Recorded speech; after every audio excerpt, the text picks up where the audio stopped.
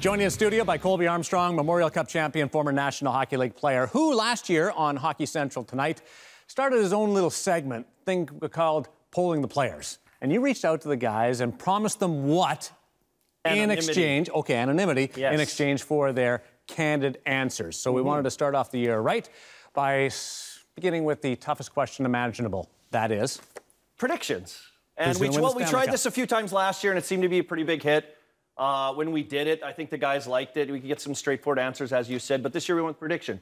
If your team can't win, who wins the 2018 Stanley Cup? Not a brain-buster question, but we got some pretty good answers. And player number one, Edmonton. McDavid is too good.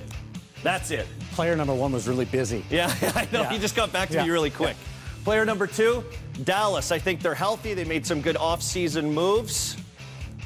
Player number three, Edmonton again. Hard to bet against McDavid. They are a pretty well-rounded team and some good depth. Player number four, I like Columbus, other than us. Very hard to play against.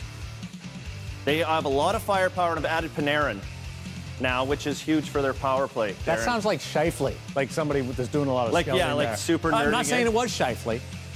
It wasn't Scheifele. Because it was anonymous. It was anonymous. Okay, that's player correct. five. And player number five, Pittsburgh. Can they three-peat?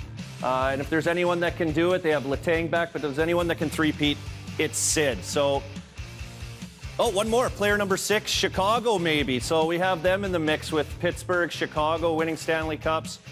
They have some dynamic and some good chemistry. They've won a couple cups. Maybe they can do it again. Obviously, they've got Saad back as well. We'll see if that can catch lightning in a bottle for them and some old chemistry. So I think some pretty interesting answers there from some of the players. Yeah, not unanimous by any means, No. but Chicago still. Anybody surprise you?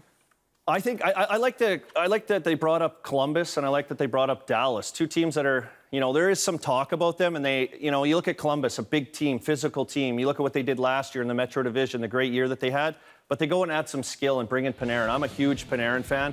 I think that's a tough loss for Chicago.